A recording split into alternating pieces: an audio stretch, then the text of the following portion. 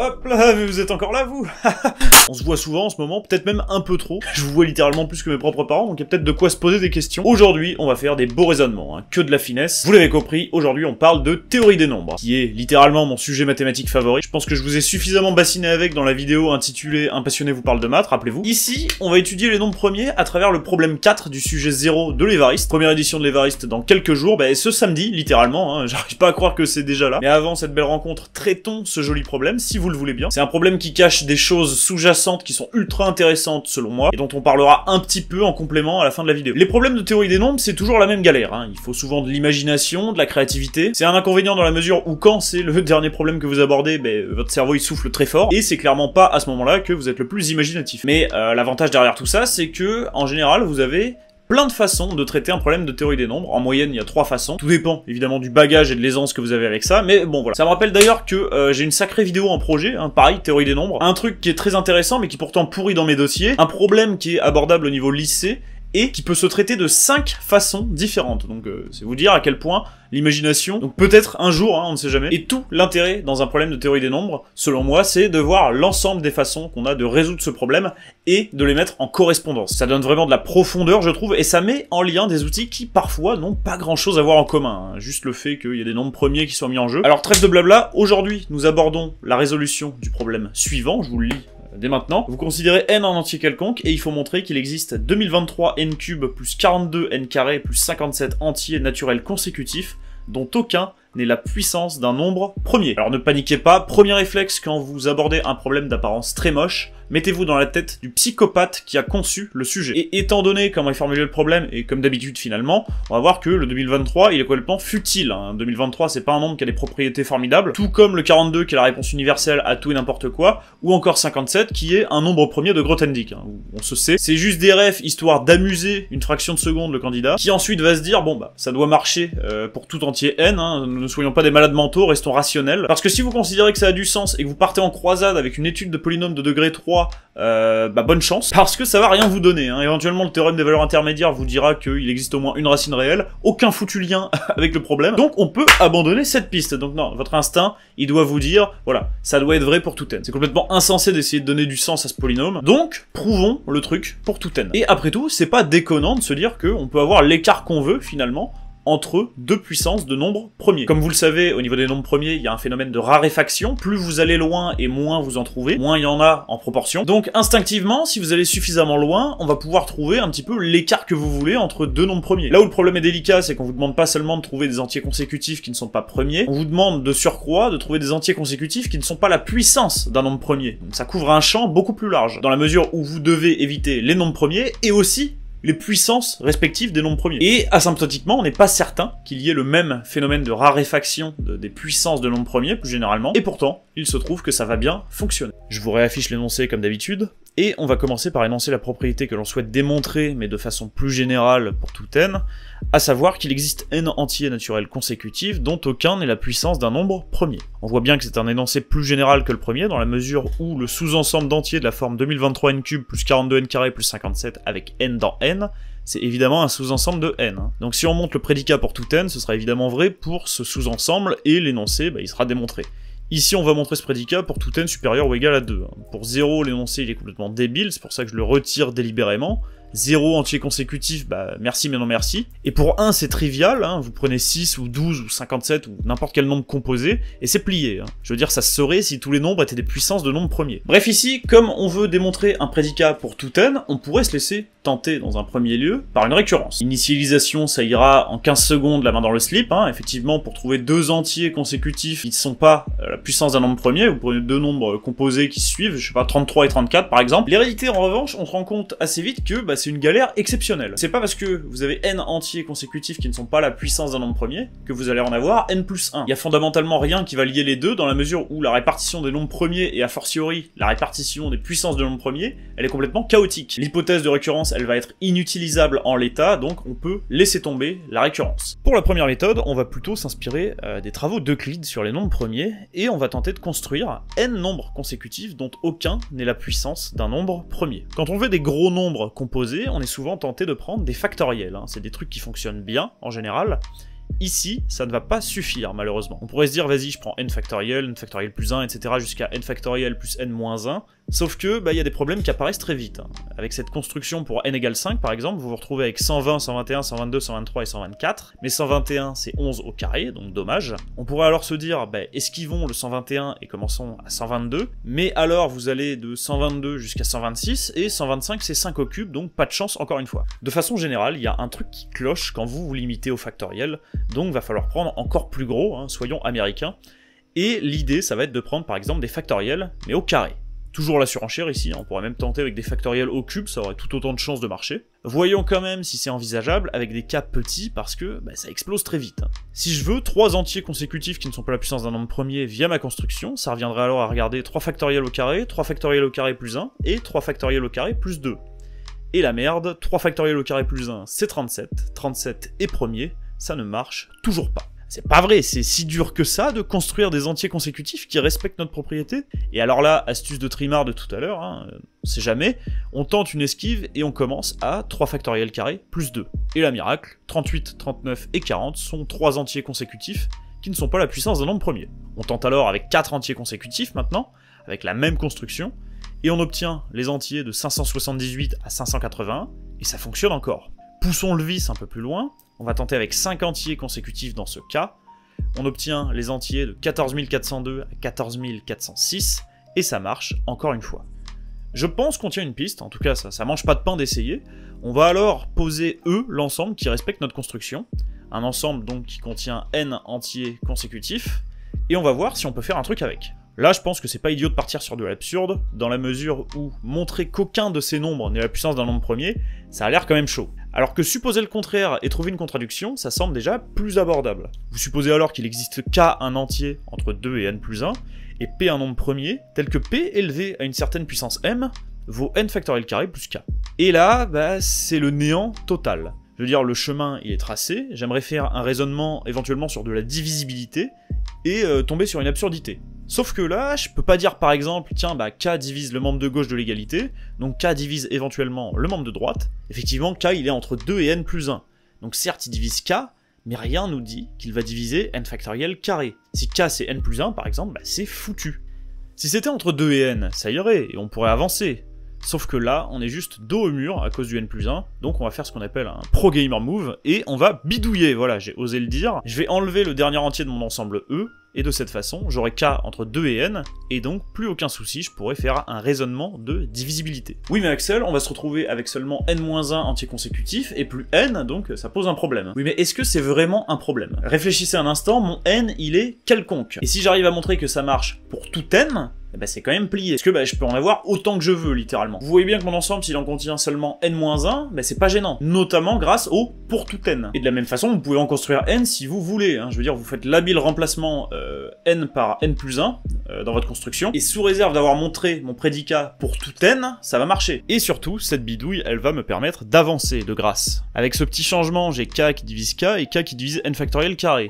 Donc k divise l'ensemble du membre de gauche, et par conséquent, il divise le membre de droite, à savoir p puissance m. C'est-à-dire qu'il va exister L, un entier entre 1 et m, tel que k est égal à p puissance L. Et là, petite remarque qui a son importance, L, il peut pas être égal à 0, il commence bien à 1 minimum, car k, ici, est supérieur ou égal à 2.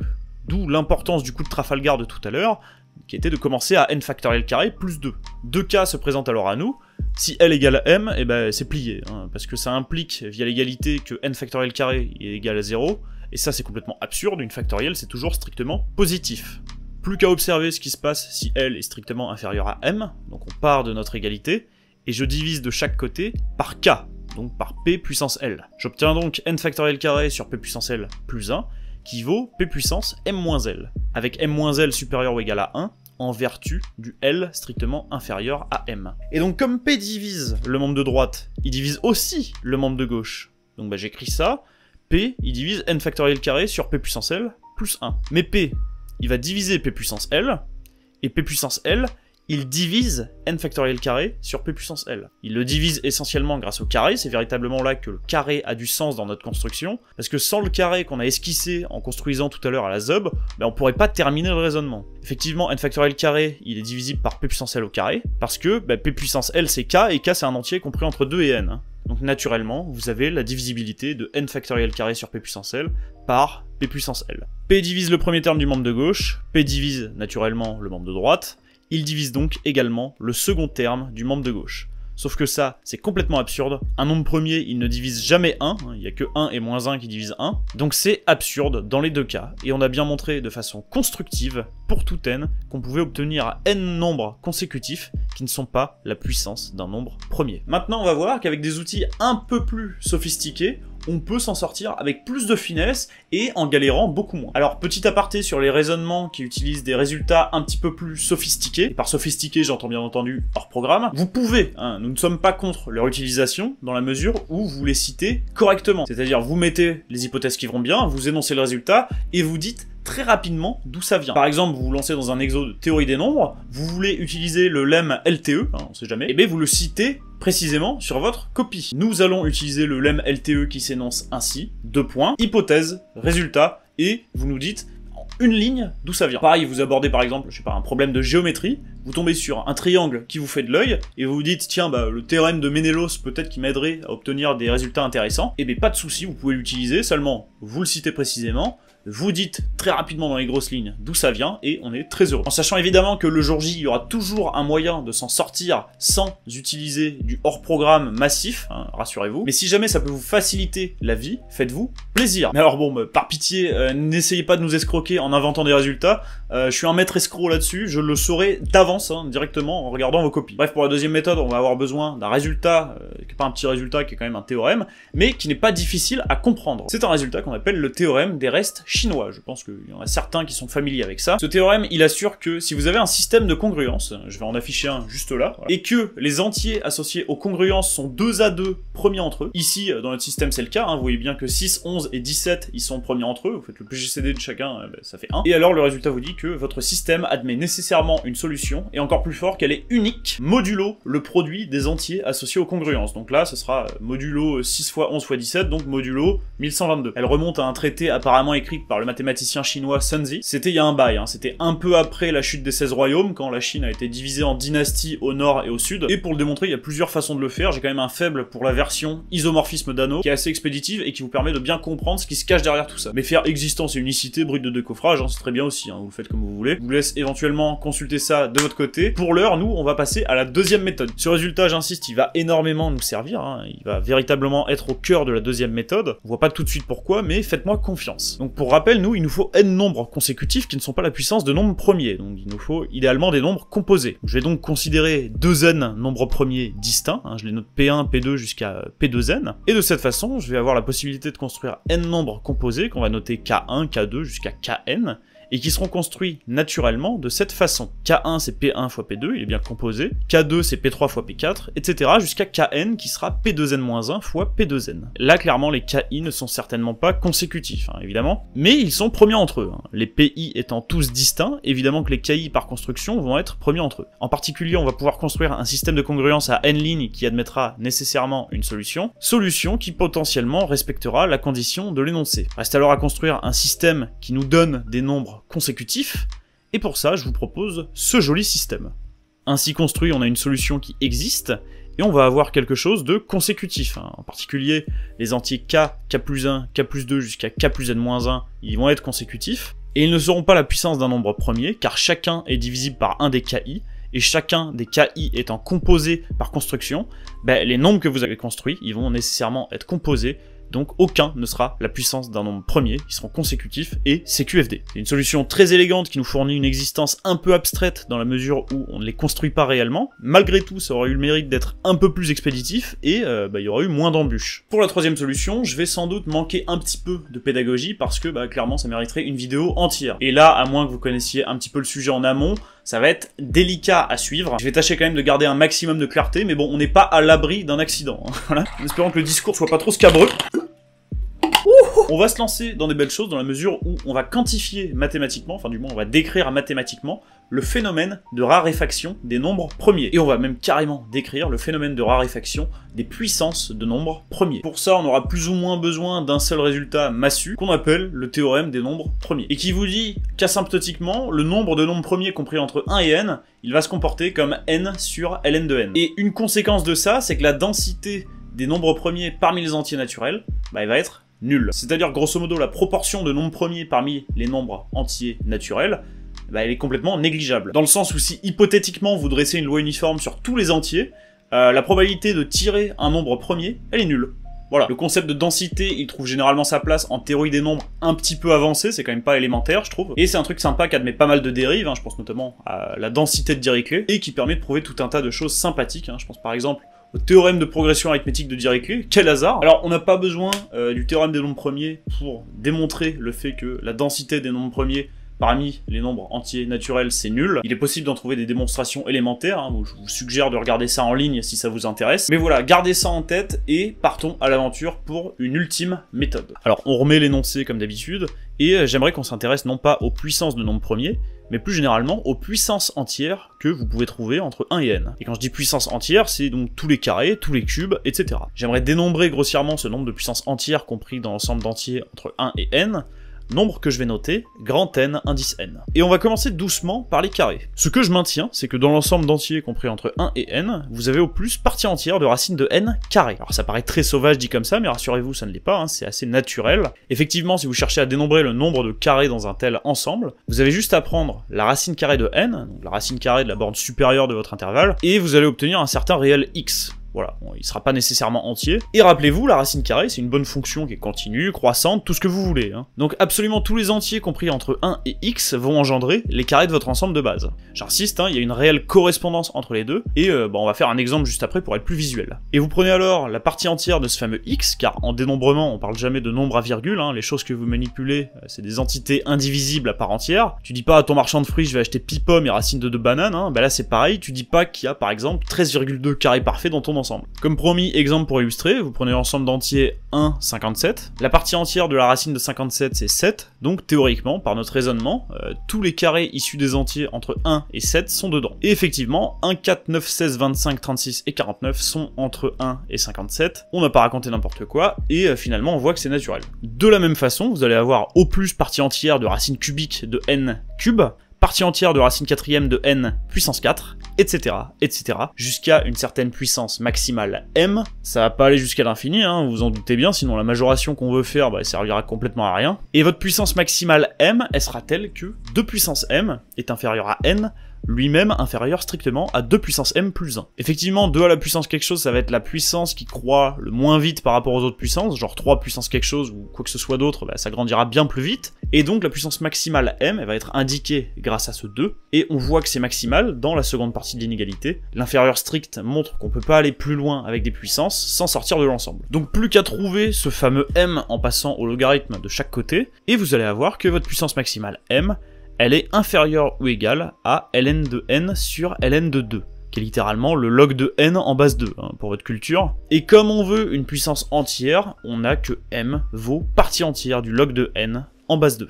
Et donc si on rassemble tous les morceaux, on a que grand n à indice n, le nombre de puissances entières compris entre 1 et n, il est inférieur ou égal au nombre de carrés, plus au nombre de cubes, etc., jusqu'au nombre de puissance m qui est, je rappelle, hein, la puissance maximale. J'utilise ensuite le fait que les parties entières sont plus petites que les nombres que vous mettez dedans à la base, et je majore grossièrement en disant que le tout est inférieur à partie entière de m fois racine de n, c'est-à-dire le nombre de termes dans la somme fois le plus gros terme de la somme. Et alors cette inégalité finale vous donne que la limite quand n tend vers l'infini de grand n indice n sur n tendra par domination irrémédiablement vers 0. Et là, coup de maître absolu, puisque les nombres premiers ont une densité nulle, on va carrément avoir que le nombre de nombres premiers entre 1 et n sommé au nombre de puissance entière entre 1 et n, le tout quotienté par n, asymptotiquement, ça tend vers 0. Donc j'ai une densité nulle de tous les nombres premiers et de toutes les puissances entières, sont réellement en raréfaction, et en particulier j'aurai une densité nulle de nombres premiers et de toutes les puissances de nombres premiers. Tout ça sera en raréfaction. Et donc là, clou du spectacle, si vous supposez par l'absurde qu'on ne peut pas trouver n entiers consécutifs tel qu'aucun d'entre eux ne soit la puissance d'un nombre premier, ça veut littéralement dire que parmi les n entiers, il y en a toujours au moins un qui est la puissance d'un nombre premier. Donc avec vos notations que grand n indice n, il est supérieur ou égal à 1, et plus généralement, vous avez que pour tout k entier non nul, grand n indice kn est supérieur ou égal à k. Et il vous suffit alors de diviser par kn de chaque côté et de faire tendre k vers l'infini pour vous rendre compte que c'est impossible, parce que sinon, ça contredirait votre résultat de densité établi plus haut. On a dit que ça tendait vers 0. Mais si c'est supérieur à 1 sur n, qui ici est fixe, c'est k qu'on fait tendre vers l'infini, mais clairement, c'est pas possible. Les deux conditions simultanées ne peuvent coexister, vous ne pouvez pas tendre vers 0 dans un sens, et en même temps être plus grand qu'un rationnel strictement positif. On pourrait divaguer encore longtemps sur tout ce qui est densité en théorie des nombres, on pourrait faire l'éloge de ces outils encore pas mal de fois je pense, mais il est temps que la vidéo s'arrête. Tout ça, ça me donne encore plus envie de vous parler de théorèmes un peu plus compliqués, notamment au hasard, le théorème de la progression arithmétique de Dirichlet, mais comme je sais pas si vous partagez le même engouement que moi à ce sujet, et j'ose pas trop, donc n'hésitez pas à me dire les choses. Pour l'heure, je me retire, merci à tous d'avoir suivi la vidéo. Pour ceux qui passent le concours de l'Évariste, je vous souhaite évidemment bonne chance. Bon courage, prenez du plaisir à faire les choses avant tout. Alors à propos du sujet 0 d'ailleurs, certains ont pu constater que les problèmes proposés n'étaient pas nécessairement inédits, dans la mesure où c'était inspiré, et j'insiste sur le inspiré, d'exercices déjà proposés à certaines olympiades. Ce à quoi j'ai envie de répondre que le but du sujet 0, ce n'était pas de faire de l'inédit. On va pas cramer des cartouches comme ça, ce serait ridicule. Le but c'était majoritairement de vous donner une idée, un avant-goût de à quoi vous allez être cuisiné, de quel type de mécanisme on pouvait attendre de vous, même si vous le comprendrez, c'est impossible de tout couvrir. Pour l'exotisme et la nouveauté, rassurez-vous, vous aurez le sujet du jour J pour vous conforter, quoi qu'il y en a toujours qui vont râler en disant « c'est pas assez nouveau, c'est trop élitiste,